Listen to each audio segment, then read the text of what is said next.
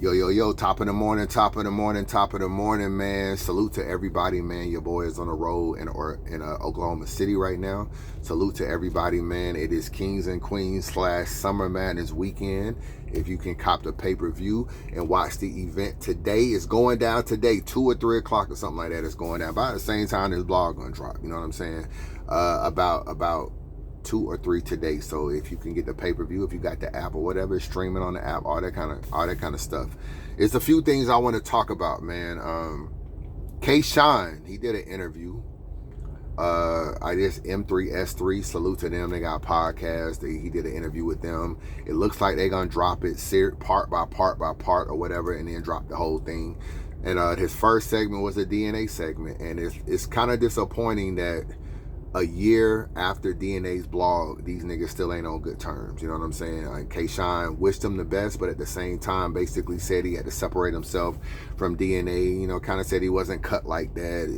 They weren't cut from the same cloth. And when I watched it, man, I kind of felt like Kshine still isn't taking really any accountability for their relationship. You know what I'm saying? DNA is on record saying, I told Kshine not to sign that URL contract, and he did it anyway. So if I tell you not to do something, you do it anyway. You made your bed, and now you got to lie in it. So I don't really know. I wish M3S3 had watched the DNA interview and asked them that question, because that's a very important element in whether or not you feel like DNA supported Kshine enough in his issue with URL. If I told you not to sign a URL contract and you did it anyway, you made your bed, you got to lie in it. So I'm very interested in what Kshine feels about that, and whether or not that's even true from Kshine's standpoint. Because I feel like if it is true, then I feel like you just blaming DNA for no reason, bro. DNA got a good relationship with URL. He knew them probably maybe even longer than you. He definitely was in business with them before y'all got like this with NWX. You know what I'm saying? That's why y'all ended up battling each other and stuff. You came in on the Lions Den, and you was Dot Mob. You didn't have this DNA bond.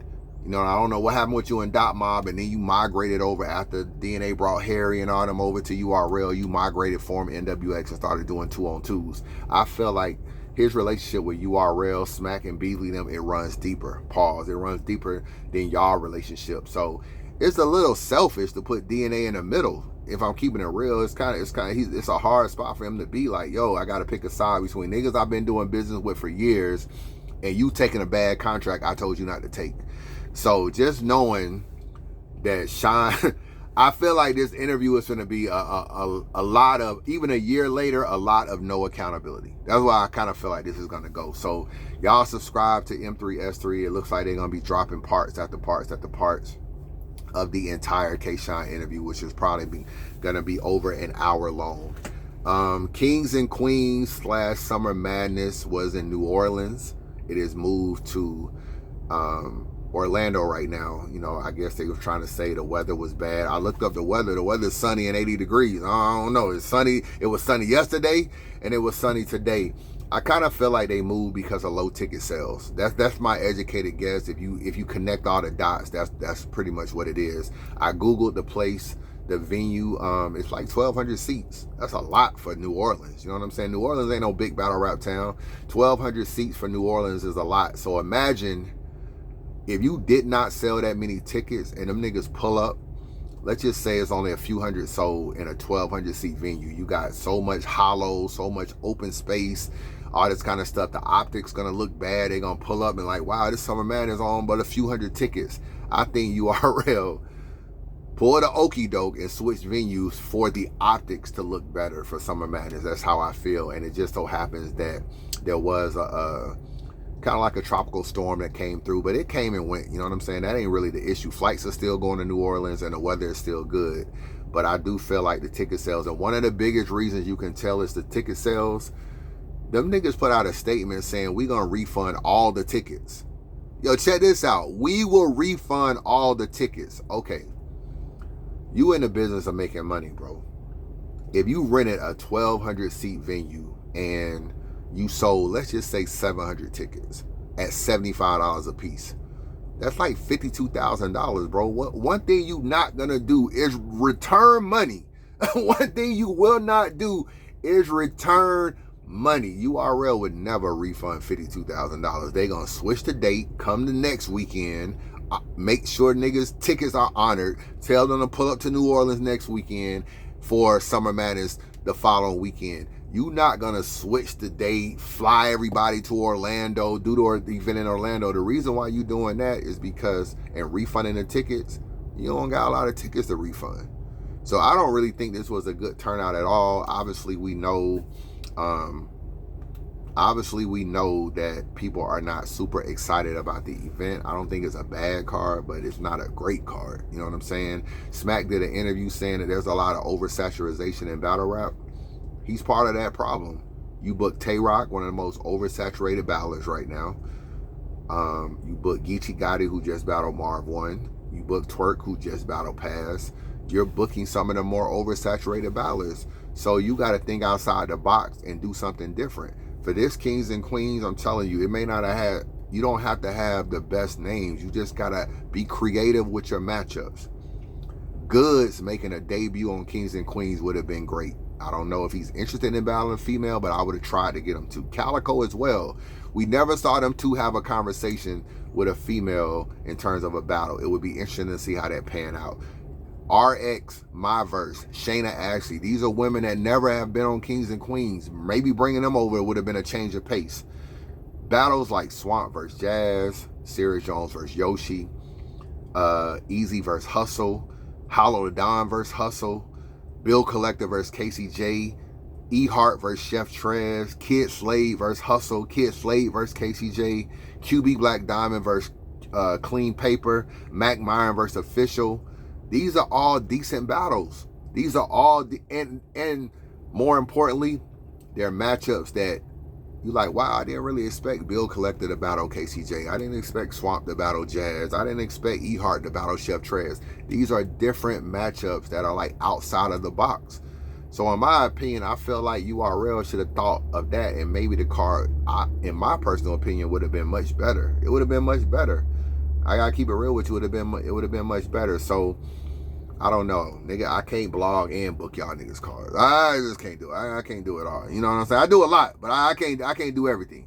But y'all gotta think outside. I don't know who the fuck booking these battles. Y'all gotta think outside the box when it comes to these matchups. Y'all gotta make up on some of these relationships, fix some of this stuff, fuck all these politics, and think outside the box. Stop trying to book the same. It's the same women.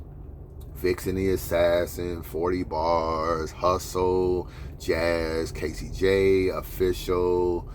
You know what I'm saying? Like, it's that with the guys. It's Twerk, it's Tay Roc, it's Charlie Clips, it's Sue Surf when he was out, it's Rum Nitty, it's Geechee Gotti. It's like the same guys. Think outside the box. Kid Slade is cool. Bill Collector is cool. Mac Myron is cool. Clean Paper is cool. You know what I'm saying? Holla the Don is cool. It's other guys you can put on this card to try to spice it up. That's just my personal opinion.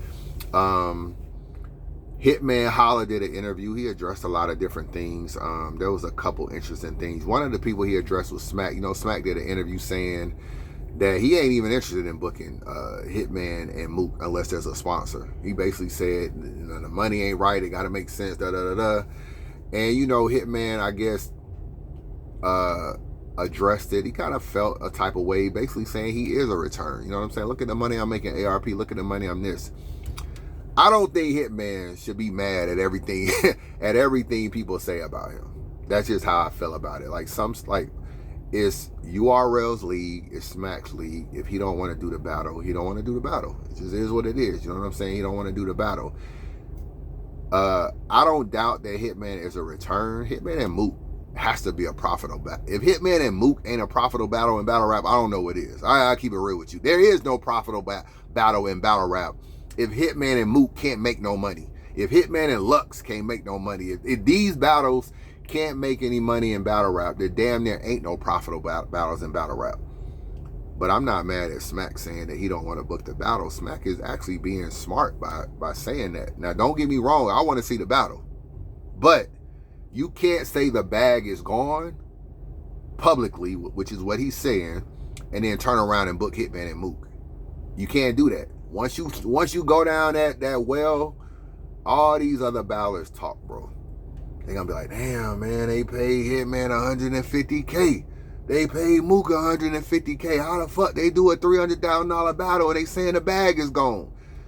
So you can't kind of do both. Even though in your mind you may know that you could pay for the battle and it's profitable, a part of you is like, we gotta bring these battle rap prices down.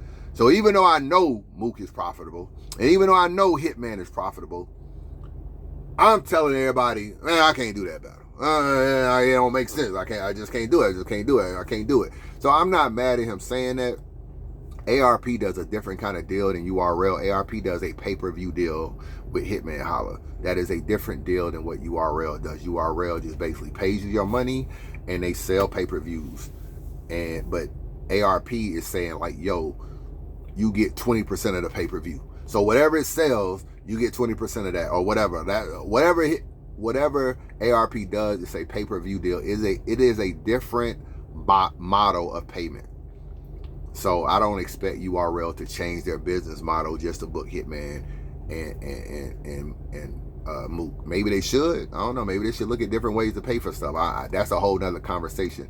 But I'm not mad at what Smack said, and Hitman shouldn't be offended by what Smack said. It's Smack's league. If you don't want to book the battle, you don't want to book the battle. Sometimes you gotta respect people's opinion, even when you disagree. You know what I'm saying? Even when you disagree.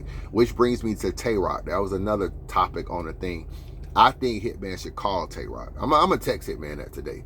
Call Tay Roc, mend that with Tay Roc, because if I'm playing devil's advocate, do I think Tay Roc hates Eazy? Yes, I do think that. You know what I'm saying? Like I do think there's a strong dislike there, like of either our relationship falling apart and you feeling like you that nigga when really I'm that nigga, or how you treated Smack them and trying to tear down the company, because he was on a tear down the company with Verb and him, like trying to tear URL down, hating on the cars, Kiki and Haha, and when battle rap events weren't good, that whole 2023 when URL was having bad events, you know, Eazy was online happy that the battles were bad. So do I think that he could hate Eazy? Yeah, I think so. But I also think he may not want that publicly, because sometimes hate is a strong word. And when you say you hate somebody, you be like, damn, you don't want to let someone know that they got underneath your skin just that much that you actually hate them. So I could see why Roc would try to publicly clean that up. And considering that Hitman kind of put that out there first by kind of like speaking on it on 3 Letterman show about the negotiations, Roc, in my opinion, respectful of Hitman, feels like Hitman is one of his GOATs. It's a relationship worth salvaging. I think Hitman should pick up the phone after the event this weekend and call Roc and clear the air. That's how I feel. Be the bigger person, clear the air, and say, yo, okay, I'm not mad because you tried to say I spoke out of anger. I'm not angered. And maybe you're not, you don't hate Eazy. So we both misuse words, but since I misused the word first, I will call you. To me, I feel like that's what he should do. I'm actually gonna text Hitman that and tell him, yo, because I think Roc is like a good person to still have in your corner in battle rap, and you don't gotta fall out with everybody, man, just over sometimes a miscommunication. I feel like him and Roc got a miscommunication, so I do feel like that. One of the things I do feel like was interesting in the Hitman interview was ARP kind of confirmed, because they talked a lot about Verb too.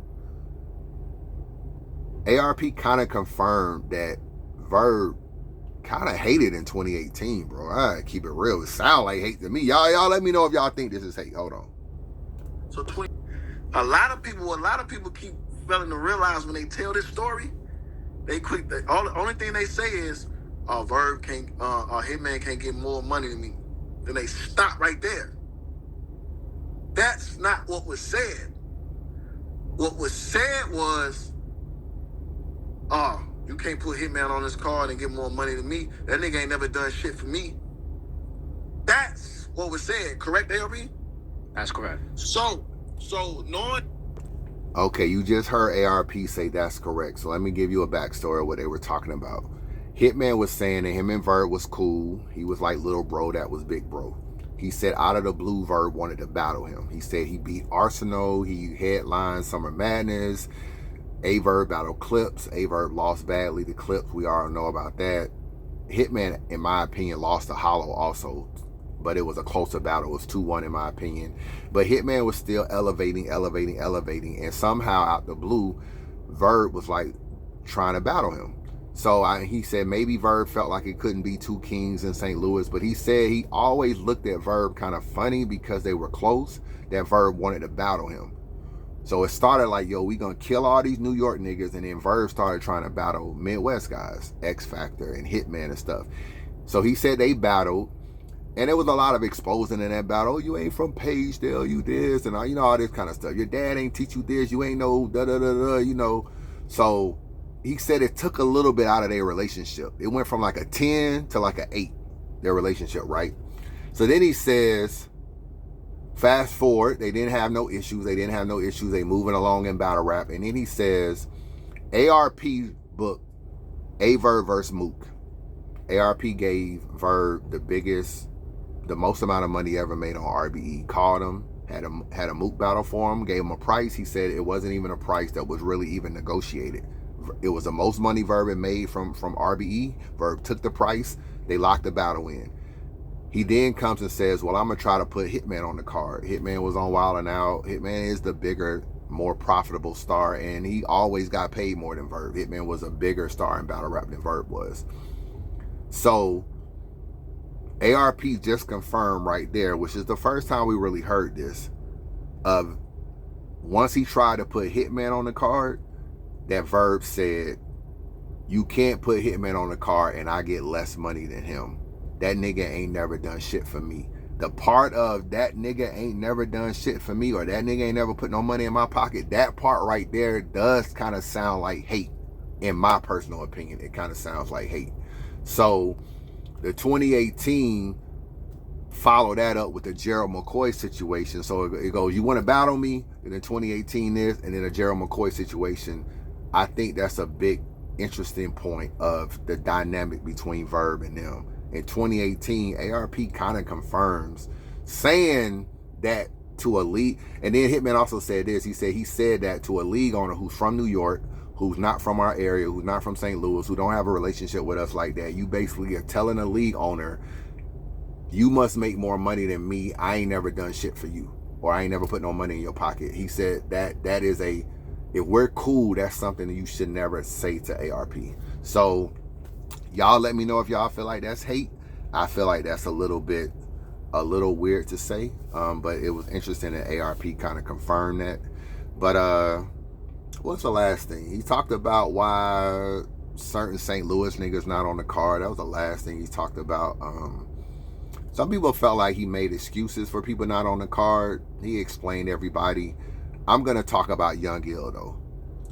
Young Ill couldn't be on this card. I keep it. Young Ill. As much as I love Young Ill could not be on this card, because it would kind of be like choosing sides if Young Ill was on this card, if I'm going to be real with you. And I don't know if y'all remember when ARP had booked Verb and Iron Solomon, and then he booked Young Ill and Ill Will. And when Iron Solomon fell through and ARP and Verb got into it publicly online, Ill took a stance of, that's my brother, I'm also coming off the card. So considering the dynamic between Hitman and Verb, I don't really know if you want to put Ill in the middle. I don't know if you see what's going on between A Verb and O from Street Status, but the fact that O rocks with Hitman, him and Verb going at it now. Like, Verb is like, yo, Hitman ain't never put no money in your pocket. He ain't never came back and battled on Street Status. I came back and battled on Street Status, and you still, rocking with this nigga. So it's almost like niggas then threw O in the middle of this shit. You know what I'm saying? And O is like, yo, I don't got no problem with you. I don't got no problem with Verb. Like, I'm not in the middle of this shit. I rock with both y'all niggas. And Verb is trying to, like, divide O. That's crazy to say, divide O. But Verb is trying to divide the relationship between O and Hitman, and that's crazy to me. So I don't know. It's like a double-edged sword. You can say I don't want St. Louis niggas on the card, or he ain't putting St. Louis, but then when you put a St. Louis on the card, it's like, oh, you rocking with Hitman. Oh, that's fucked up. So I don't know. It's kind of crazy. And to be somewhat fair to Hitman, you remember when Hitman was trying to do the Mook card? He said one of the first people he reached out to be added to the Mook card when he was trying to negotiate with Mook was Verb. He said, I reached out to Verb. I tried to put Verb on the card. Verb price was too high. We couldn't make the battle happen. He actually tried to book Verb before they fell out with the Gerald McCoy thing and all that. So that was him technically trying to put a St. Louis nigga on the card. But him and B Magic, I don't know. That relationship ain't cool. They not cool at all. I don't know if y'all know that B Magic did an interview with Byron Blake, and Byron Blake recorded it and put it on YouTube. But in the interview, B Magic kind of spoke a little slick about Hitman. And I don't think he thought it was public. Byron did some snake ass shit. You know what I'm saying? The nigga recorded a public conversation, put it on YouTube, and this nigga's in the comment section of the video saying, yo, how the fuck you gonna record B Magic privately and then put it on YouTube? And he was like, oh man, if Magic is able to say it privately on the phone, he should be able to say it publicly. So he basically snaked the nigga, put the phone conversation out on YouTube. And it just so happened Magic was talking about Hitman. Not crazy, but he was talking about him a little bit. And it's on YouTube now, so I'm not surprised B Magic ain't on the card. KD could have been on there. I'm going to keep it real. KD could have put on there. He did say he tried to add Green Ranger. But the matchups didn't work out. Green Ranger's from St. Louis as well. They mentioned Oops, but I don't know what's up with Oops. Is Oops even still around? I ain't seen Oops even on Twitter, so I don't even know what Oops got. Oops can't be on this card either. Like if Oops would have been on this card would have been another drop. Like Oops ain't even in battle rap right now, so that Oops shit probably wouldn't have been a good look either. So he did address it. Check out the ARP interview if you want to check out the interview. You can tell me whether or not you feel like he's wrong in certain situations. How do you feel about this Verb 2018 situation? How do you feel about I think he shouldn't be mad at Smack. I mean, Smack entitled to his opinion. You know what I'm saying? Smack is basically trying to keep these prices low. So in Smack eyes, all y'all niggas too expensive.